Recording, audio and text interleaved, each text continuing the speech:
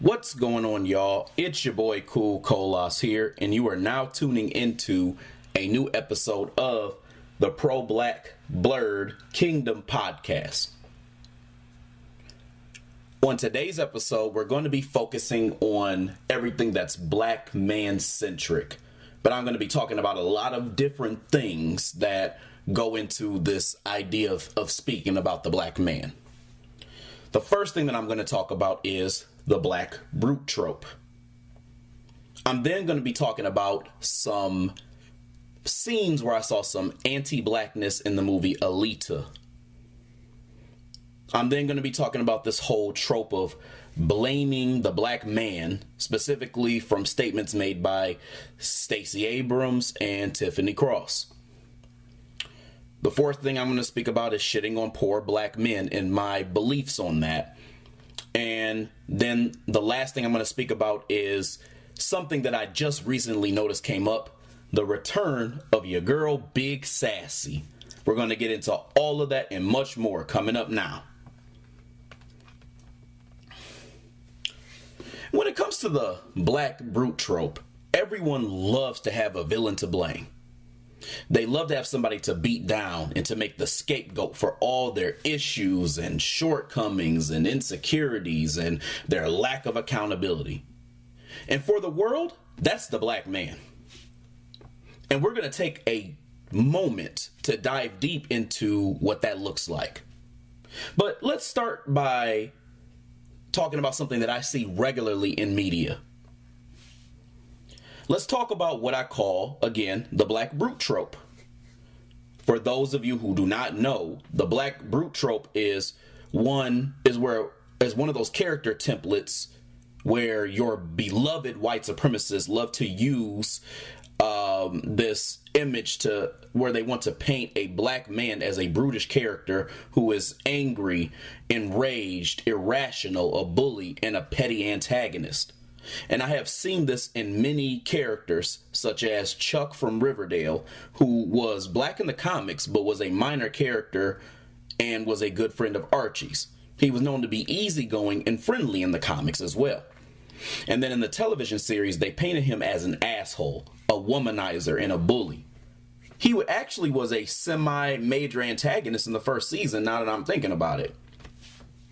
They had an episode where he went on a date with Veronica, who was one of the main characters, and afterwards he quote-unquote slut-shamed her, as they said on the show. And he spread rumors about her and saying that she was hoeing, basically. See, they love to televise the big, bad nigga on television, victimizing and defiling the poor little white Hispanic woman. The reason why it was cool for him to be easygoing in the comics and not on television is because they know everyone was going to be able to see this brutish black man on television, whereas no one will be aware of his mild-mannered, friendly demeanor as they described in the comics. One thing I notice that they do is make the Black Brute, not in all cases, but in a lot, a dark-skinned black male. See, there are a handful of dark-skinned sisters who cry colorism when they believe someone doesn't want them for something that has nothing to do with their actual skin color, but we'll never talk about how the dark-skinned black man gets turned into the Black Brute quite often on television. One instance is the black kid who was on the show Superman and Lois, and his name was Sean Smith. He was dating this little white Hispanic girl who would later get stolen from him by Clark Kent's son, Jordan Kent, who was also white. Sean would often bully Jordan before he had his powers, and he seemed to be an aggressive boyfriend as well, too. Then this little white Superboy had to come to her rescue and steal her from the big, bad black bully, who, by the way, was a dark-skinned black male, and this was done on some white savior shit. But that isn't the only instance of white saviorism, folks. In the show P-Valley, another infamous LGBT softcore porn program disguised as a wannabe stripper show, also did this as well, too. They had Keyshawn, a dark-skinned black woman, get victimized by a black bully at her school who happened to be a dark-skinned black boy. He had made fun of her for her skin color, and then guess who comes to her rescue after the big, monstrous, dark-skinned Negro had disrespected her? Dun dun dun dun! It's Super Mayo, also known as Derek. You know, the white boy who she was hooked on that ended up abusing her and her kids. That's right.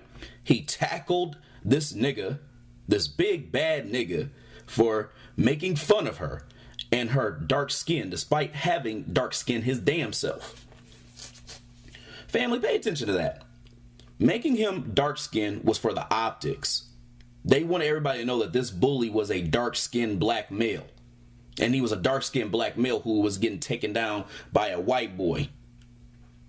A dark-skinned black male who, when getting taken down by the white boy, was because he was victimizing this dark-skinned black woman. At this point, he was portrayed this way to make him seem more beastly in the eyes of everyone watching. Speaking of dark-skinned black male brutes, you then have Luke Cage, specifically in season 2. If you remember correctly, there was an episode where Luke and Claire got into a fight because at the time they were dating. But things were going south because Luke was having issues with confronting his father for the issues that he had with him.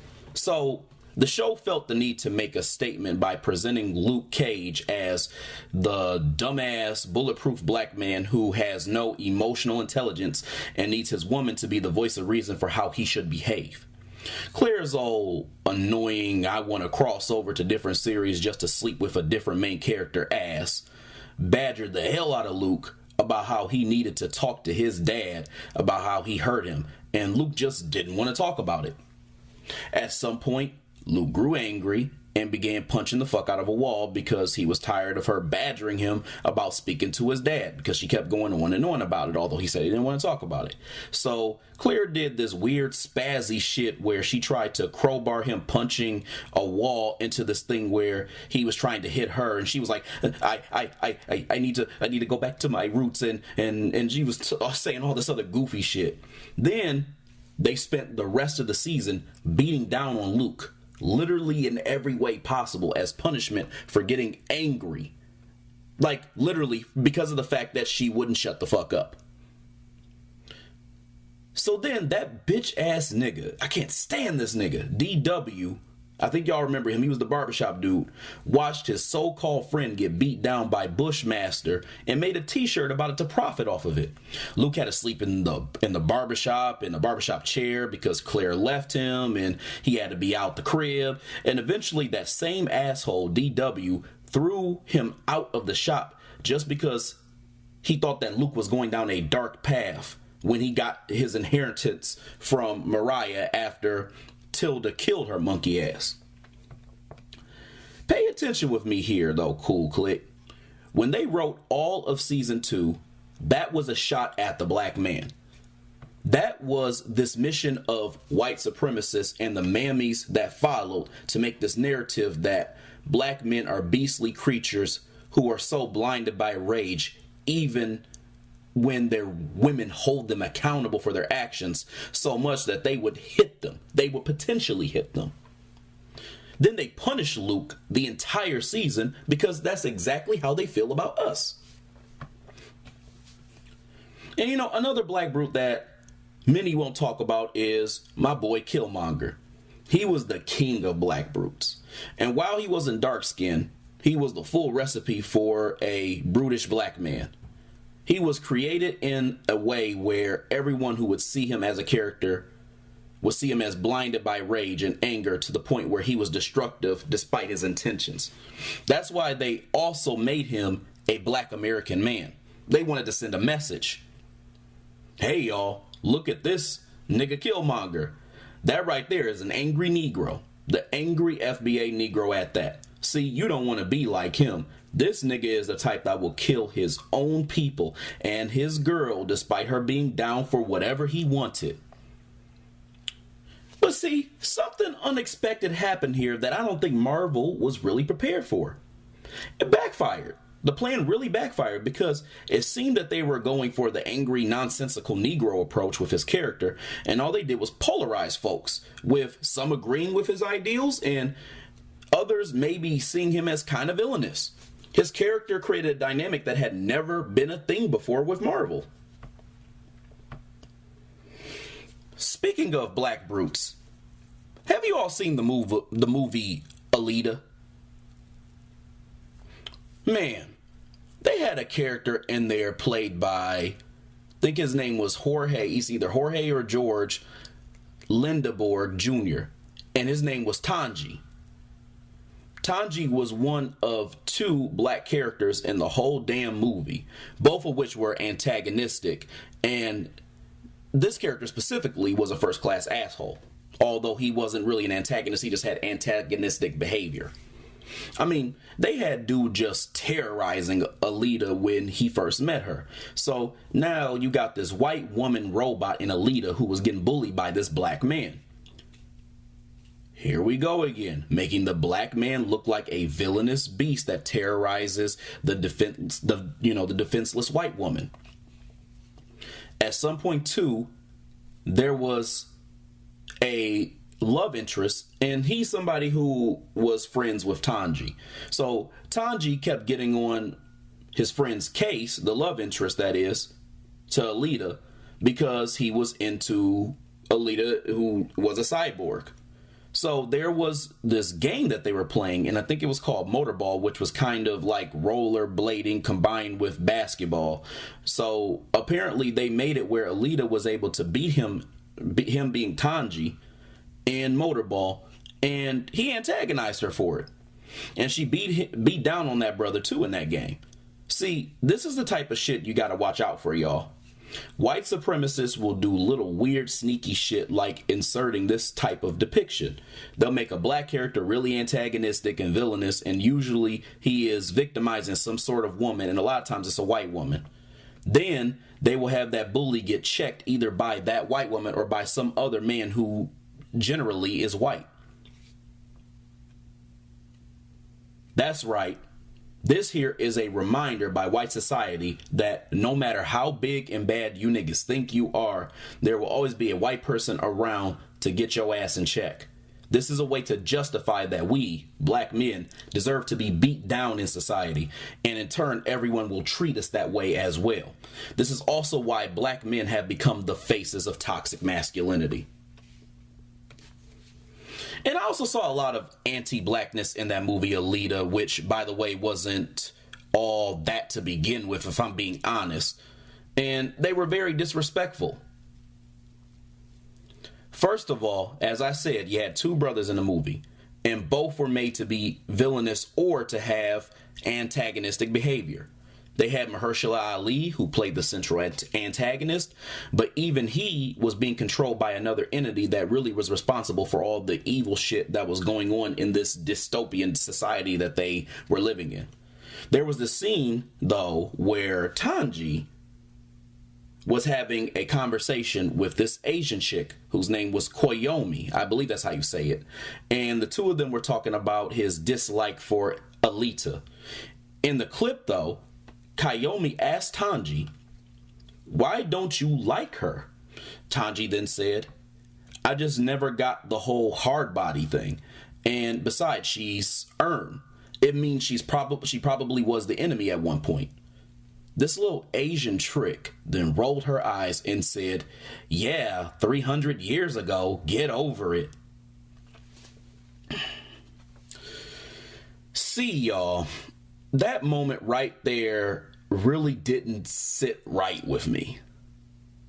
Matter of fact, that ruined the damn movie for me. That was crowbarred in by some suspected white supremacists who created, produced, and wrote the film.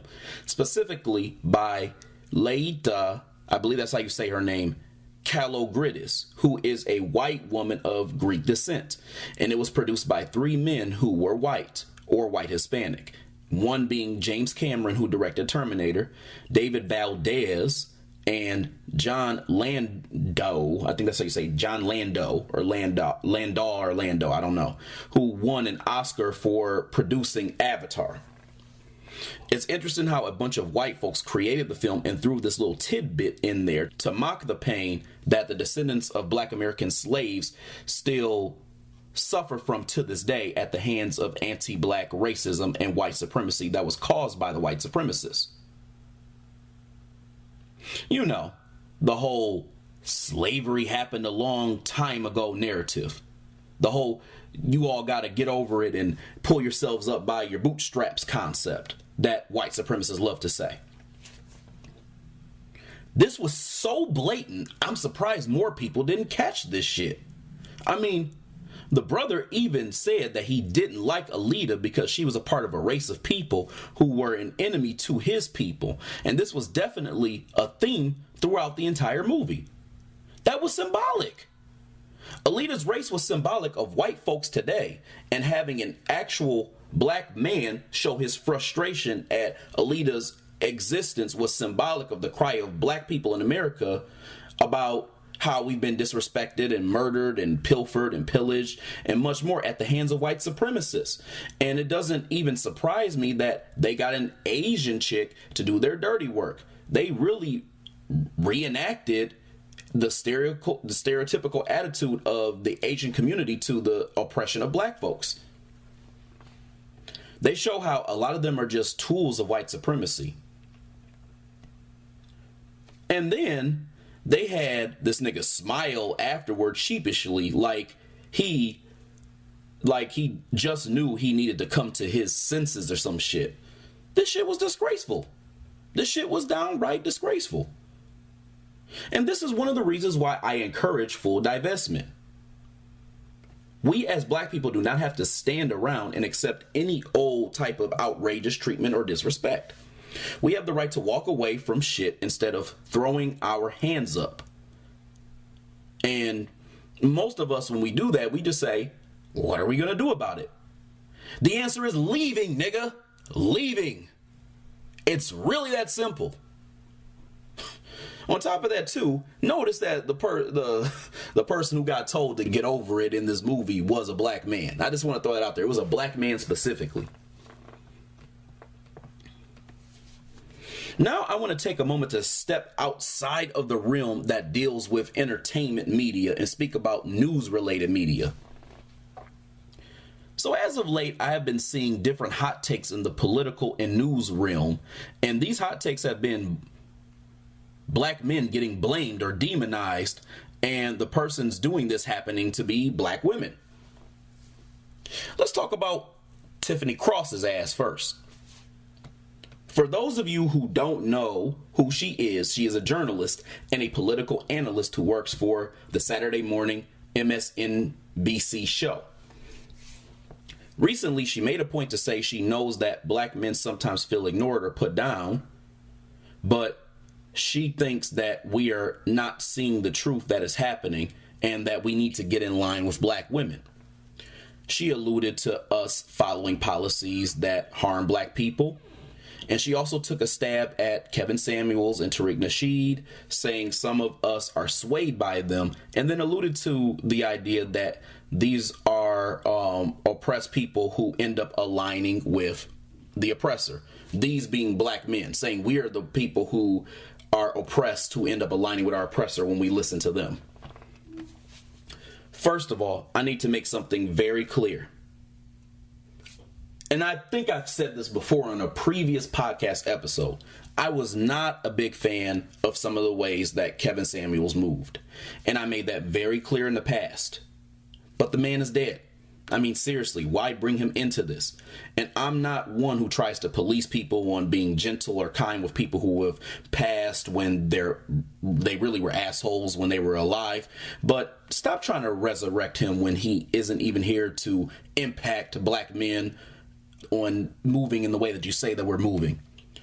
A lot of y'all who brought into this disrespectful documentary that Daniel Reed directed did the same thing really with Michael Jackson. You're still doing the same thing with Michael Jackson. They're trying to erase the man's legacy and besmirch him in death when that man was totally innocent. I'll get on my feeling around Michael Jackson and what happened with that in another video, but I just wanted to make that point. Also, I sense an issue of discernment. Kevin Samuels gets crowbarred into being pro-black, and I personally don't believe that he's pro-black. Actually, I thought he said quite a bit here and there that was rather off code. He was a YouTube personality who claimed himself to be a relationship consultant who had a straight no-chaser approach to his methods. Tariq Nasheed, however, is a pro-black activist and film director who advocates for FBA culture and works to empower black people. These two get grouped together when what they do at this point are in different categories. Often they even get called hoteps. But the problem I have is that, and I've said this before, is that using the word hotep as a pejorative is really anti-black and disrespectful in itself. The term hotep means to be at peace. When it is used as a pejorative, it is used to demean, mock, and disrespect brothers and sisters who believe in promoting the importance of understanding and respecting African culture or heritage and its true history. My feeling is that what a lot of these people do is they use this term quite often, and what they really are trying to do is conflate issues of promoting so-called misogyny, scamming, grifting, and being out of touch with reality into one term that really isn't quite fitting for what they're trying to exemplify. The great hoteps of this world were powerful leaders, rulers, and people who deserved respect for their integrity and pride. To understand oneself is to have inner peace with oneself. This pejorative is a direct opposite of that, though. It's all about being chaotic, rude, and having a lack of discernment. And I know I went a little off topic here, but basically I said that to say I've heard people call both these men hoteps or make jokes about it in the past, and I think that might be why Tiffany Cross grouped and conflated them together when she spoke on who we shouldn't listen to. Also, let's be clear. Black men don't just feel like they are ignored. Y'all asses are really ignoring us. We are your villains, and even some of you sisters, not all, because a lot of queens really aren't this way, some of you have chosen to divest from us. A lot of you who think like Tiffany Cross are just low-key coons who have a big echo chamber and an even bigger mouth, so you don't really appear that way. You appear like a big, bad superheroine who had the courage to divest from their men and speak your truth, quote unquote, and are, quote unquote, strong enough to take a stand against black men since you have been convinced that we are your enemies. I mean, even if you listen to the way Tiffany Cross said what she said, and you can look it up yourself, it's almost as if she is kind of disregarding how we feel and what we know. It's like she didn't even really give a damn. At some point, though, during the conversation, she even said, "I'm not bashing black men, but..." And then she proceeded to belittle us. You're talking about getting on code with black women like you speak for all black women and that they, in fact, move just like you. All of them. Right? And they should ignore us. It's like you are insinuating that we are the idiots or morons who just can't seem to get on code in society with black women who mentally have gotten with the program. How did we get to the point where sisters like her are comfortable in being outright disrespectful to black men as if they are our bosses or masters? They get on television and televise their disrespect for us. I mean, get in line. We aren't slaves, and you aren't our slave master. They would never talk to other people in other communities like that and make that type of distinction. They would never tell Asians, specifically Asian men, to stop listening to Asian influencers who are men. I mean, you can't even breathe wrong at this point in the direction of an Asian without it being a Stop Asian Hate campaign. But a white person can green light you talking all greasy to black men like that? and you go through with it? I mean, think about the tone she's even taking with black men and the idea that this is being put out there as if it's okay. It really chaps her ass that black men are not falling for the bullshit tricks that white supremacist liberals play into. And also, that whole thing about us aligning ourselves with the oppressor, quote unquote, is some hypocritical double standard shit. First of all, the likes of Tariq Nasheed fights against white supremacy. And if we are speaking politically, he is claimed to be apolitical. I myself also have said in the past that I am apolitical and don't support one particular party over the other because they both are rooted in white supremacy. And Malcolm X also said that too. Any political decision I make will be for the benefit of blacks because of wanting to get specific tangibles for blacks. And I know many other black men who are really on that same tip. My second point to that is you are a Democratic shield and you align yourself with the Boule group. The Democrats are huge oppressors and white supremacists. That's why they hire people like you and the people who align with to be the black mascots for everything that they would love to say about black people. It's not oppression just because it's not all in your face. Matter of fact, most racism, anti-black racism and oppression isn't even really in our faces today. It's covert. This is the Democrats' whole get up though, y'all. It's rather hypocritical to insinuate that black men are aligning themselves with conservative oppressors when you and sisters, and some brothers too, like you, have aligned yourself with liberal oppressors who will shake your hand and stab you in the back later. And you know, some of this could be because she's paid to say this shit, and some of this could be because she actually believes it. But she's over here acting like the Democrats have historically done right by black society, and time again, they have failed to do anything for the black community that has been loyal to them for all this time. Mind you, we get no reparations, no laws to protect our people when race soldiers kill us in police brutality or nothing. All we get are a bunch of excuses and the likes of people like Kamala Harris pandering to us by talking about how she listened to Tupac in college and smoked weed. But then later she said that she can't even do shit for us. I mean, the headline of what Tiffany Cross and this whole thing even covered was said black men could play a critical role in Georgia elections. They aren't even shy about their disdain for us and blaming us, especially for the whole thing with Stacey Abrams and her saying that she's currently losing to Georgia. And I actually want to talk about that for a second. They did all this scapegoating of black men, and Stacey Abrams is on the same damn tip as Tiffany Cross, y'all. And for those of you who don't know Stacey Abrams, she is a Georgia politician who is running for governor of Georgia, and she has publicly stated on interviews such as the 85 South Central comedy show that she is not going to do things for black folks. Not specifically. This is the same woman who said politicians can't do anything specifically, or so they say they're doing something specifically for black folks because they represent only 12% of the population, and that she would lose other people if she chose to do something specifically for black folks.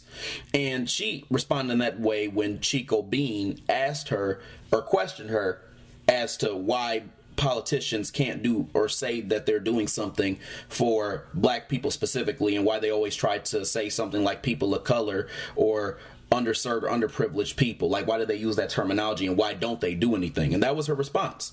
Basically, this was your girl. She said that, you know, we make up 12% of the population, and, you know, they can't do nothing for us. And let's be clear.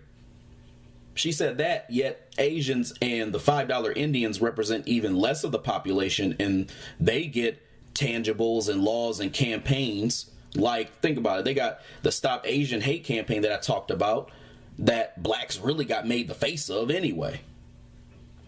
This woman in so many words said, I can't and I'm not going to do nothing special for you niggas.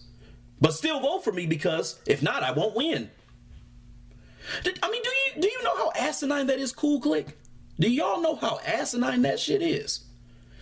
And I can't stand people who think that that mentality actually makes some type of sense. That's like going to a store because you are looking for a cleaning product that you need to get because you spilled some grape juice on your white tee. You look all over and you see this product that may be a good fit for your needs. And you look at the label, and the label even says white t-shirt cleaner. Then you talk to a sales rep who tells you that it doesn't actually remove stains. It only cleans the shirt so that you won't be funky and musty after you've worn it.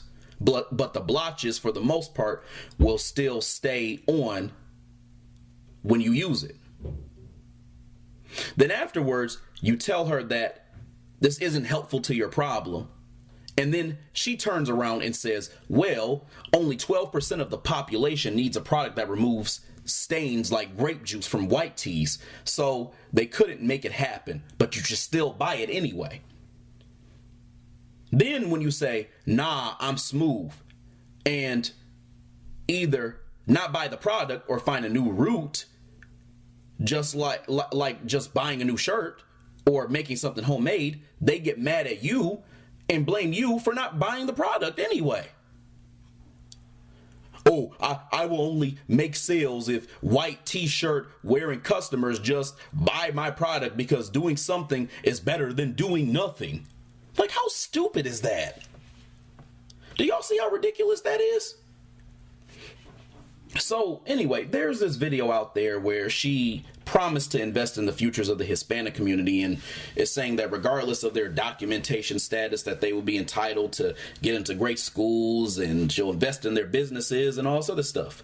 And see, to me, when she said that, she literally went to the Hispanic community and said this. And this is very specific, y'all. This is specific because immigration status does not affect Black Americans who are foundationally from here. She was very specific when it came to them, and they are considered a so-called minority, like she alluded to in the past. Even if you go to her website and look at her policies, they aren't even specific to black men, although she has a black man campaign, like to appeal to black man, to the black man. And I'm only mentioning black men because Stacey Abrams made the delineation first. If you look through her policies, it looks like they might be for all black folks, or some of them might be for all black folks. And even one in particular talks about closing a racial wealth gap for minority and non-minority businesses. And even if you keep looking, some of her policies go as far as to help all people, especially when one of the headlines says, make housing affordable for everyone. That sounds like a trick bag to me, family. And the reason why I say that is because you have a whole black man campaign. You bitched and whined about black men being the brunt of what you need in order to win. And you made a campaign to say you're going to advocate for them in these ways. And then you didn't even advocate specifically for black men. So now I got to ask the question, what actually is she doing specifically for black men? Since she made a point to point us out. This is the thing. Black men are not falling for the bullshit anymore. And that's why, Stacey Abrams, that's why your ass is losing. We know now we don't have to be like the old niggas before us, you know, some of them at least, and just accept any old thing. Us and a lot of other sisters even really see through the bullshit that you and the other black politicians like, you know, the Kamalas and the Obamas have tried to do in the past. And we're not falling for it. As of late, though, Stacey Abrams has been alluding to the fact that she has been losing thus far in the polls and that she needs the black man's vote for her seat in Georgia. And in a way, she is almost blaming us for why she's losing. And it's like, no, woman, you're losing because we aren't an automatic vote like you're saying that we should be. We don't owe you a damn thing. Of all the years that we have supported the Democrats, even when those old tired niggas browbeat us about voting out of fear and didn't do a damn thing either, we did not get a damn thing. And now you are going public saying that you can't do nothing for any of us. Well, Stacey Abrams, we as black men can't do shit for you either, ma'am. It's time to start making real tangible promises or expect to keep fucking losing.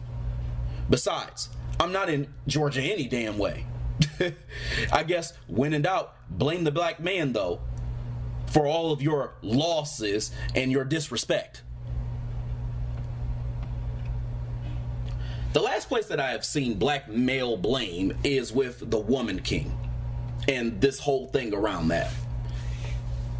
See, the movie a few weeks ago made close to $20 million with a $50 million budget. And I think as of 2 days ago, I read that it just about broke even. But the point I'm trying to make is, overall, this was a flop. And 2 weeks ago, they knew it was a flop. As I have said before, the movie was a breeding ground for agenda pushing. And I think a lot of people were hip to that this time. It really divided folks, and many of us were not really down for what they were doing. And that is why the narrative has become that black men are to blame for why the movie flopped. CNN put an article out too that was written by someone named Singa, I think that's how you say her name, Singa Burton, who sounded like a black woman from the diaspora who had a PhD. And she's a professor, film producer, journalist, and cultural critic. By the way, I just gotta say, I don't know what it is about HBCUs, but they're like breeding grounds for coonery. She didn't go to HBCU or anything, I don't think, but that and a lot of the blacks who get PhDs in these different colleges, HBCU or not, for some reason, they're just filled with the coon spirit. This woman has a PhD, and I'm like, this is, I see the coon spirit coming out. It's like HBCUs and then like regular colleges where someone gets a PhD. The black people who come out of these situations, they got the coon spirit real heavy. Real coon energy, I would call it. Anyway, she made this article where she stated, where were similar calls about films like 12 Years a Slave, Django Unchained, or The Good Lord Bird? Films about the slave trade given copious creative license in their portrayal of characters, storylines, and the institution of slavery itself. Here is inherent value in a film about a dynamic group of black women warriors many had not heard of from a West African kingdom most could not find on a map, who challenged the notion of male supremacy. This woman has a damn PhD. There is no way she can be this dumb to have not studied the history of the Dahomey warriors and what they did, or point out the romanticization of the black woman in that tribe as if they were moral compasses, as was depicted in the movie. Also, I talk about trauma porn all the damn time. Most of the movies mentioned did receive criticism, at least for me and other black men that I know. And did she really just throw Django in there like it was non-fictional? Sure, one could say he was loosely based on Bass Reeves, but the story didn't romanticize a true event and twist it around to make it seem like women in the tribe were conflicted of their decisions due to their moral compass. Matter of fact, Django was one of the best out of the slave-esque films because there were a lot of powerful things that went on there. Outside of white saviorism, the movie had a legit black male protagonist that went through hell and high water to get his woman and took down the racist slave owners and the coon in Steven who tried to sabotage him. Anyway, the point is, because something negative happened with the movie, or it didn't go as planned, they just tried to find a way to put it on the black man, despite the fact that many of the queens too also weren't rocking with the Woman King movie. The white liberals greenlit this type of shit. They're the ones who told these flunkies that it was our fault that we didn't support the movie. And, you know, the rest of black girl magic media who thought this movie was a damn flex. For a group of black folks who want to get behind liberals to talk about fighting against racism and white supremacy from white men and women, y'all sure as hell are quick to listen to those same white men and women who will come into our communities and disrespect the men. You know, speaking of Woman King, I gotta tell y'all about the return of Big Sassy and how she came back. But I'll get into that a little bit later because I got a couple other things I want to cover. Oh, and one more thing. I just wanted to point this out. I saw in the article, too, that old girl had just talked about how she said that something about male supremacy. Don't you love how black men get crowbarred into this whole male supremacy thing? Like, we're like the faces of toxic masculinity, as I said before. Even she said it in the damn article. Well, she alluded to it in the article. Hold on one second, y'all.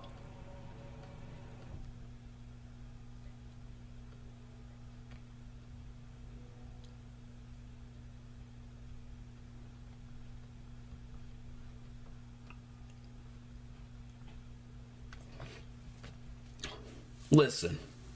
One of the reasons I made this podcast is because I have been seeing far too much shitting on black men. I mean, we are given the blame for other folks' shortcomings. We are talked down to. We are talked over. We are disrespected. We are unheard. I mean, literally, everywhere I go, I notice some subtle disrespect. It don't matter if it's the grocery store, the mall, the restaurants, workplaces. I have seen unnecessary disrespect to black men just for being who we are everywhere I go. It has happened to me, and I have seen it happen to other black men as well, too. People are just conditioned to treat us like absolute shit and talk to us all types of greasy. Specifically, I hear a lot of disrespect given to black men who are poor. I mean, every black person in society gets told by white supremacists that they need to pull themselves up by their bootstraps. But it's especially bad for black men because of the manhood aspect. The idea that the world, especially your own women, see you as a person who should be able to provide. And also the idea of black men wanting to be able to provide as well, too. It's literally just a part of manhood.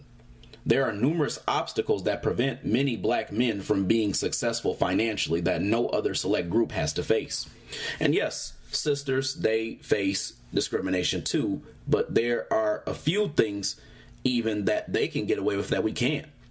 For example, we can't go into a workplace speaking in ebonics or with too many imperfections. I have been in the workplace with many black women who will go around and say shit like did, or like did, and no one bats an eye. Really, you could be a low-key hood rat, and as long as you are willing to embarrass a black man as a black woman, and I want to make it clear, this is not an attack on all black women because there's a lot of you all who don't do shit like this, but there's enough who do for me to call it a thing. If you do this, you'll be just fine. I typically see this through, though, in a lot of black women who are 40 plus, but again, this is not an all the time thing. The point is that your game as a black man has to be crisp and you have to be on point with every damn move you make because everyone in the workplace will scrutinize you and hyperanalyze every single thing that you do if not. A black man with a voice is seen as a threat, and that's why others feel the need to neutralize the threat. The point I'm trying to make to you is between black men getting put in prison for things they either didn't do or for undeserved time and get out and not be able to find a job, between ill treatment in workplaces, poor leadership from older generations, and many other factors, it is easy for black men to walk around and not be financially prosperous. And despite the way that we are attacked and kicked down by the world, some of our women shame us by calling us broke. And what makes it worse is that even sometimes other black men even will go and make arrogant ass comments like, well, if this nigga ain't making money, it's his own damn fault. It's too many ways to be making money out here for you to be broke and shit. If I can do it, he should be able to do it too. Well, fortunately enough for you, your hard work with luck, combined with luck, that is, paid off, and it worked in your favor. And this is what I would say in response to a dude who said that. But niggas who do this are the worst, and sometimes I gotta admit to y'all, I kind of hope that they at least go through somewhat of a hard time. The ones who talk shit, that is. So that they can experience what it's like to be down on their own luck. And of course, not permanently, because I want all black people to eventually succeed, but just enough for you to see what it's like to have to be able to suffer, since you have such arrogant comments to make about black people who are just not getting it popping like you. The truth is, you never know someone's story or what they went through and how they got to where they are. I mean, they could have lost their job and had a difficult time getting another. They could have all types of loans. It could be literally any damn thing. If all it took was for a black man to hustle, get on his grind, and outwork everyone, we wouldn't have a major issue with black men being poor for real. You shouldn't judge, because the truth is most of you all are just one bad day, one missed paycheck, one funky ass ordeal from being exactly where that person that you were criticizing is at. Stop letting people posting accomplishments on social media fool you. Anyone can be down just like that. And I think the major part of this discussion comes from the idea that we as black men can't lead if we are broke. And to me, that's just a bunch of disrespectful word salad. You're just tossing words and shit around without meaning. Leadership is not a quality that is financially based. Finances can be a tool to make things happen more effectively and easily, but leadership is about many things, including integrity, morals, assertiveness, ambition, wisdom, honesty, vision, and follow through. And I don't know why folks are so damn concerned about leadership and money when you can look at the black celebrities that we got and see that only a handful, a very, very small handful, are real agitators who are trying to be effective in black empowerment and leadership. The majority will do anything for money and individual success, that is. Leadership is about character, not full pockets.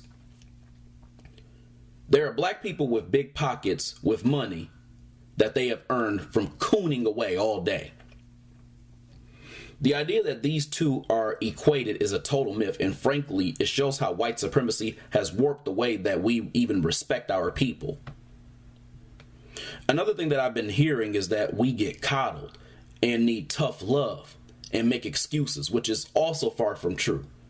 If we get any type of damn love, because we really don't get a whole lot of love from the world, it's usually tough love, to be honest.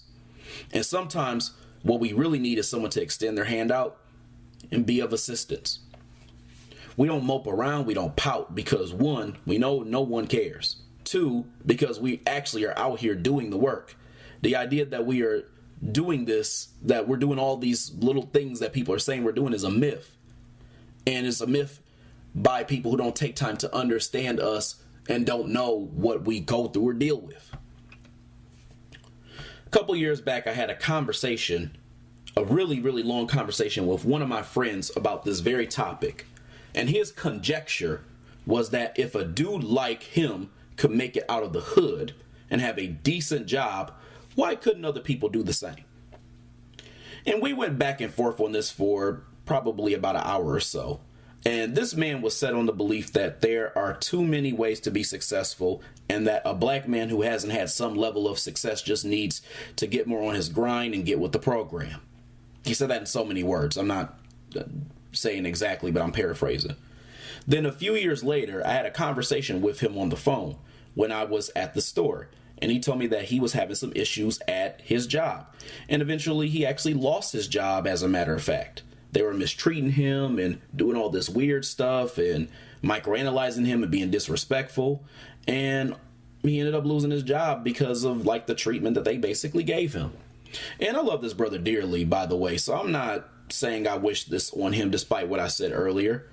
If anything, I actually tried to pull strings to see if I could try to get him at some work at my job, as a matter of fact. But the point I'm trying to make is that this could easily be you. And he exemplified that from going from making the statement that he made years before and then being in a situation where he didn't have his job. Again, this is not to disrespect him or to talk trash about him, but I'm just trying to exemplify something that I actually have seen happen to somebody who I know. A lot of times a black man has all the ambition in the world, but no one is there to direct it in the right direction because he has never been shown the right kind of game. This is one of the reasons I say we need to advocate for reparations, because it could help these black men who would do very well if they had the capital and resources that were stolen from them by white families. Recently, brother Marcel Dixon, who ran against Jim Clyburn in South Carolina in the 6th District for a seat in the House of Representatives, spoke about this on a Twitter space. And by the way, shout out to that brother. He's very thorough and he has a lot of great content. If y'all are not up on this man, you need to be. He is breaking the mold and running a reparations campaign. And we as black people, those of us who are on code, are trying to get into the political arena, really need to follow suit on what he's doing.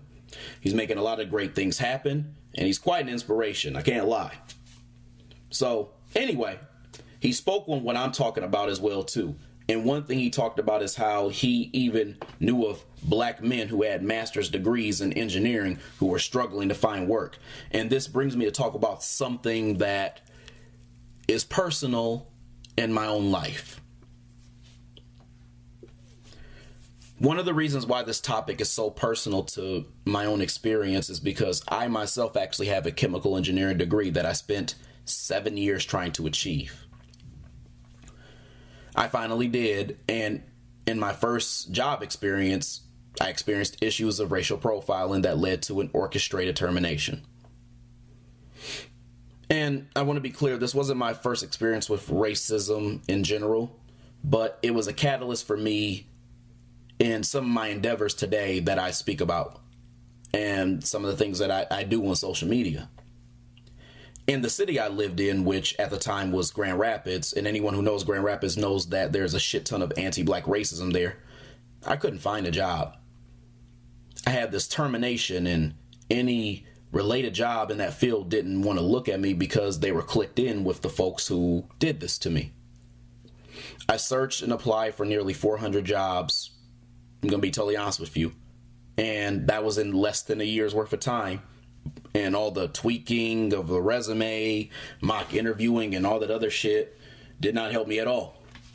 I tried to settle for gigs, or I had to settle for gigs that had nothing to do with my degree because I had to pay my loans that were coming my way unless I wanted to keep deferring them and letting that bill rise. I even looked in other states, and the whole not having experience thing was an issue too.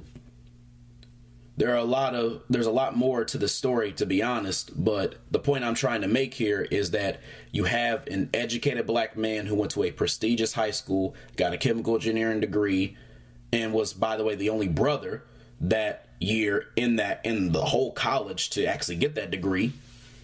And this was what I went through. And on top of that too, I was sharp as a tack. I still am sharp as a tack. And the only factor that really messed me up was the color of my skin. But this really is just one situation. My situation is one situation. This has been a factor for many black men, though, who don't even really tell the story per se. You can be all these things from, as a lot of people like to say, articulate, thorough, confident, intelligent, and something outside all of that can easily hold you back. Now, I want to take a moment to talk about the return of your girl, Big Sassy.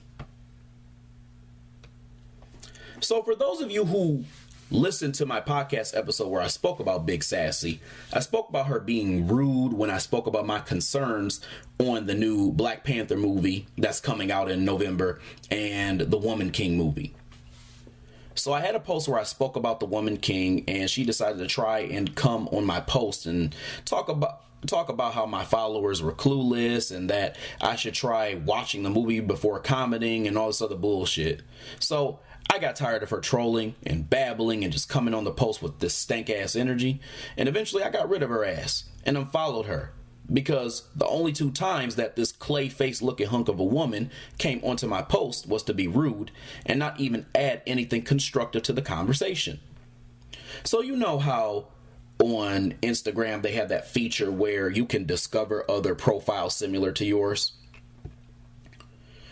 So I go on there to try to find new platforms that I want to mutually support with Instagram.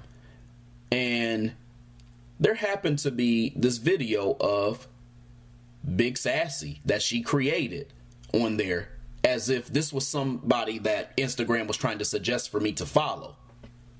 So on there, she had a video she made where she was telling a story about her disagreements on the Woman King and the conversation she had with me, actually, although she didn't say my name. And then she talked about a conversation that she had with some other folks whom she spoke to in, I think, a barber shop. And I'll explain how I know it's me, by the way. So she made this video about 4 days or so after we had unfollowed one another when I had made that post. And in other words, she was still on some shit that I had moved on from. So she's getting roasted today because she decided to try to bring up some old shit. So the title of this video, by the way, that she had was called Rebutting Black Men, the Woman King. And I would say this was an extreme jackass moment, but it's more like a mammoth moment for her. Her big sassy ass thought it would be cool to, quote unquote, remember and rehash some shit that we had already done talked about. So first, by starting off, let me read to you what she posted before I talk about what she said in the damn video. Rebutting black men on the Woman King. It's disappointing and infuriating to see black women constantly attacked by black men. The common theme is a strong black woman erases the man, i.e., there's no need for a man if a woman can live in her own strength and purpose. This line of thought usually leads to a woman's role and place are, parentheses, spoiler, obedient and beneath a man. One IG poster started in on Wakanda Forever. He was outraged by all the powerful black women in the trailer. Where are the black men? He screamed. That's so dramatic. I would rather they replace Chadwick Boseman than put a woman in the Panther suit, even though that's how it happened in the comic book. Okay, bruh. He went from outrage with Wakanda Forever, parentheses, we all know it hasn't even been released yet, to outrage with Woman King. He loves Viola, of course he does, but how dare she call herself a king? His Woman King post is at the end of my video commentary. Pause and screenshot to read. I was able to verbally rebut this idiocy in a barbershop. The loud and wrong men called me sexist for insisting that black men are not the only ones in danger. Why you gotta keep bringing up black women, they yelled. They called me a bougie Christian for saying I want an equal partner in marriage. What do you think you are, white? Talking about a partner. Why don't you want a husband, in all capital letters? Or do you mean you're a lesbian? They laughed uproariously. They kept repeating in different ways that men and women are not equal as something ordained by God. I asked for scripture. They had none. The thing that choked me into a stutter was that each of them claimed they were good men. Truly stunning to me. Nothing they said represented goodness. How can you be a good man when you don't even see the goodness you're claiming for yourself in the woman God created? What's good about inferiority? You think women are less than? How is that honorable? How is that praiseworthy? For those who have seen the movie, what are your thoughts? For those who don't want to see the movie, what are your reservations? Okay, so I read that entire thing, and I'm going to be totally honest with you. I don't even believe that the conversation actually happened that way, because the story that she told about me was some horse shit. Because let's kind of like go back up here a little bit. When she said here, and I'm like going to kind of scroll up as we're talking here. First of all, she made a silly ass assumption when she said a common theme is a strong black woman erases the black man. There's no need for a man if a woman can live in her own strength and purpose. The line of thought usually leads to what a woman's role and place are, obedient and beneath a man. I didn't say that shit. I did not say that shit. I did not say that shit one fucking bit. As a matter of fact, what I have basically said was that erasure is based off of the fact that white supremacists want to use the black woman and try to displace her strengths and weaknesses so that it appears as though she does not need the black man. They're doing that. I'm not saying that that's the dynamic that's necessarily happened between black men and women from a major extent. But there are a lot of black women and even some men too who are buying into that narrative really being a thing when it's not true. That's really what I said. And that's what I've said many times, as you probably have heard me speak. The only thing that I even semi-agree with is the thing about the strong black woman that erases the black man. I only semi-even agree with that because of the fact that if a white supremacist is portraying that, it's because it's for the idea of showing that this woman, if she's portrayed as like this strong woman, is actually disrespectful to her, but she doesn't know it, because what she's really doing is it's making it so that she doesn't need a man to be able to be like the quote unquote strength. So it displaces like what is seen as like certain roles within like the black community. So to me, I think that there's some truth to that statement, because white supremacy does that so that, you know, the image of a strong black man is not really seen. So the only thing that they can really deal with there is a woman, and they're doing that to create an issue between like the man and the woman, really. The next part that I want to deal with here is she said something about how I said I was outraged by all the powerful black women in the trailer. That's not what I said. I didn't say I was outraged by the powerful black women in the trailer. As a matter of fact, what I said was that there are a lot of black women in the trailer and there aren't a lot of black men. And I'm trying to understand why it feels like a lot of the black men were erased. My focus was on the lack of black men, not necessarily the overabundance of black women alone. I didn't say that. And then she said, I said something about I would rather they replace Chadwick Boseman than put a woman in the Panther suit, even though that's what happened in the comic book. Now, she conflated two statements. What I said was I rather they would have replaced Chadwick Boseman because of the fact that I felt like there was more that he could have done, which was true. There is more that he could have done, but they didn't care. They did that on purpose. And yes, I made a mention that Shuri did become Black Panther in the comics, but what I said was that it was too soon because Chadwick Boseman could have done more. I stand by that statement. So this dumbass decided to just conflate the two statements, and she said that I screamed it. How the fuck do I scream the shit on social media when I made a post about it? How can I scream that? I'm trying to understand that. That don't make no sense. So she's dramatizing the story. Then she said I was outraged with Wakanda Forever, although it hadn't been released, as if I didn't know that. And then I was outraged by the Woman King and how I said I love Viola, but I don't care about her about her calling herself a king. She's just conflating a bunch of shit and just babbling at this point. She's taking partial truths and mashing them together to try to make a statement. I hate when people do that because they're not being truthful and they're creating straw man arguments based off of the thing that they actually created. That is totally disingenuous to me. So let's start there. I'm just going to be honest. She's full of shit and her mouth is full of food.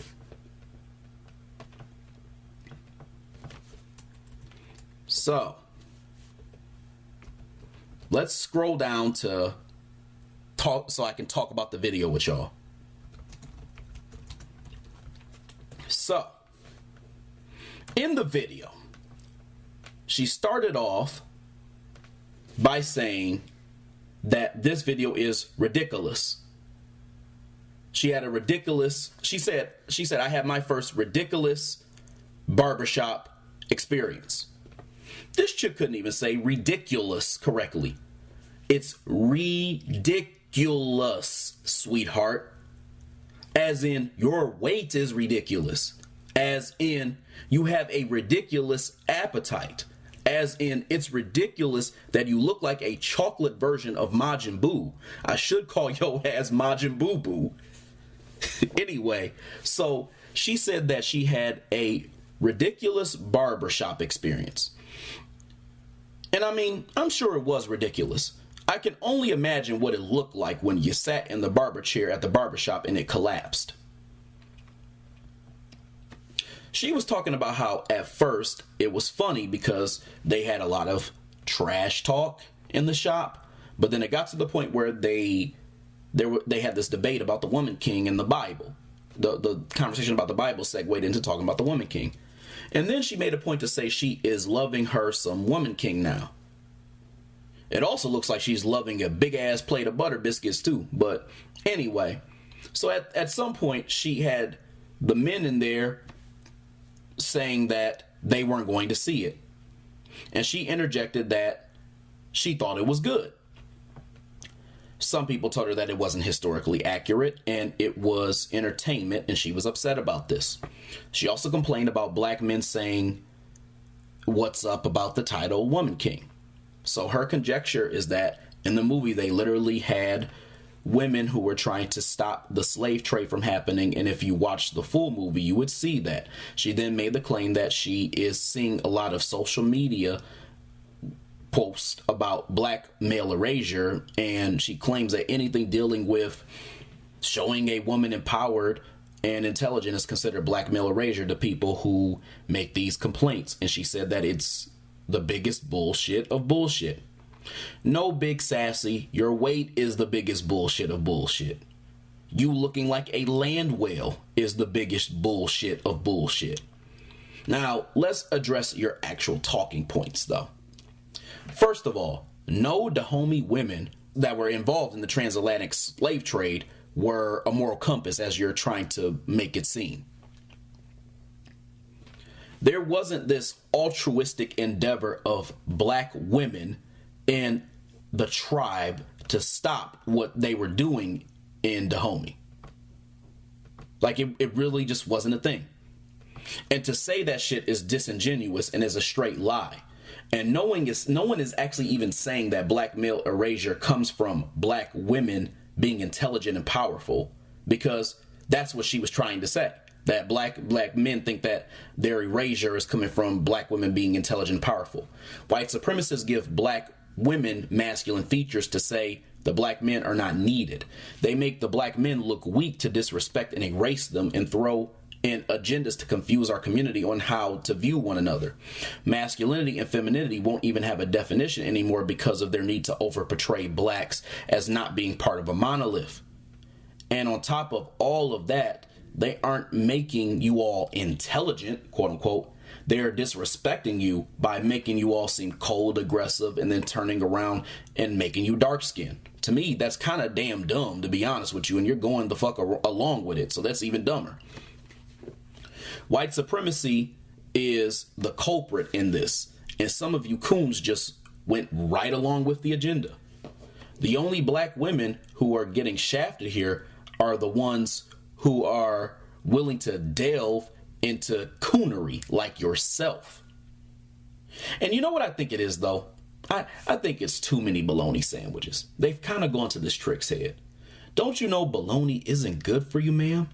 Or did you trick yourself into believing it was healthy? Just like you convinced yourself that this movie was about empowering women instead of being disingenuous. Your stomach's kind of showing the results, though. Anyway, she then said she can't comprehend how this is a thing. And I would say it doesn't seem like you comprehend very much like what a diet is or a treadmill is. And she keeps alluding to not understanding how black women's empowerment got to black male erasure. And at this point, I was trying to listen, but it got hard because she was laughing like a big ass hyena with that big sassy ass mouth. She also kept explaining how the title of the Woman King was bestowed upon a woman by the king, and talking about how the movie portrayed the slave trade. And yes, that is why I said they romanticized the story, not left the part out. She's trying to make it seem like me and maybe even some others, and I'm not going to speak for them, but are saying that they left that part out. I never said they left that part out. I said that they're trying to romanticize it. I said that they made the women in the Dahomey tribe the moral compass when that really wasn't a thing. I said that they were disingenuous in the way that they tweaked the story to make it a thing about women being the voices of reason when there was nothing like that. These were the kings and queens of coonery. She said one of the people who were at the barbershop too made a point about why they didn't just call her queen, call the woman queen, the woman king, the queen. And really her argument was that it was because she wasn't his wife. Oh Lord. Family, she's just saying any damn thing. Why would a king bestow his leadership upon first of all, a random ass woman back then, let alone calling her a king? He probably would have just done that to another man who he felt could lead. This woman is just living in la la land and rolling with whatever the fuck she wants to say. Shit, let me be careful, because, and I shouldn't say the term roll because she might get hungry if I say that shit. So I'm gonna kind of be careful about my words. And, you know, she could very well be listening because, I mean, she took the time to bring up all this shit. Anyway, so at the end of the video, she showed my post where I showed I had issues with the movie. And then I think she also showed someone else's post as well, too, at the end of this video. She left my name out of it. And, you know, when I saw this, I said to myself, next time, Big Sassy, make sure you tag me in that shit.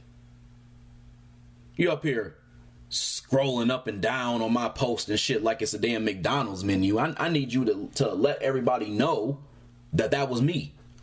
Next time, let that shit be known. So this tells me one of two things, family. Either she screenshot my post beforehand, or she took her big ass time to go back to my page after unfollowing me just to go back and rope me into her conversation with the stylists and barbers that she was having an argument with. Ma'am, please get your big Shrek looking ass off of my page. See, these are the type of people that you gotta watch out for. A bunch of big ass coons. By the way, speaking of big ass coons, in the comments, there was a woman who commented and said something about how she cannot with these fragile ass egos. And this woman was over here in the picture, in this picture I was looking at of her, and she had on this ugly ass dress and she was shaking back and forth looking like a decorated Christmas tree. And she had the nerve to come on there and like try to co-sign. I'm like, oh, so we got Big Sassy #2 on the same tip, huh? Anyway, so there was also this gay man too who wrote a big ass paragraph below. And this dude was typing in all caps like he was a Section 8 hood rat or some shit. And he was saying shit like, you know, instead of coming together, I hope we help one another rise up. They just look to their captures to help, and that'll never happen. this nigga said happen. This goofy Negro's hood rat energy was so strong that he was making new words and shit. I mean, sorry, that was so bad. I kind of want to go back and just reread the whole post of what he said. This is this nigga's comment. I want you all to hear this shit. These are the type of people who support Big Sassy's big ass. Unfortunately, BM know their social economic status here in the U.S. They know they lack ambition. They know they aren't within the God-given gifts and power. That's in all caps, by the way. God-given gifts and power. They know Black BW are actually ascending higher and higher through the cracks of the ceilings. That shit was in capital letters too. They hate y'all's success. They hate when orgs help y'all's businesses. They want white men to help them. White men, he put the Y and then T and he capitalized it. To help them, he capitalized all that. They're looking to their captures. Like, does he mean captors? Or capturers? Like, is that what he means? He keeps saying captures. But anyway, they're open enemy for them to help make them whole. I don't know what the fuck that means, but that's what he said. Then he says, that's foolish thinking. Foolish thinking is in capital letters. Instead of coming together to help one another rise up, capital letters, they just took their captures to helping. They'll never happen. That was in never happen. I don't know what the fuck happen is. Never happen was in capital letters too.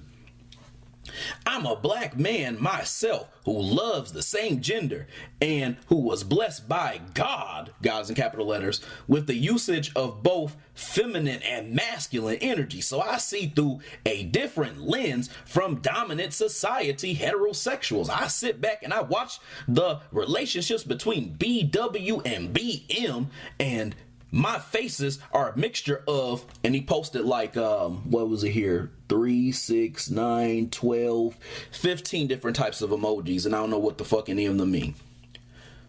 It's like their insecurities and Iaquadix. I don't know what the hell that is. Iaquadekis.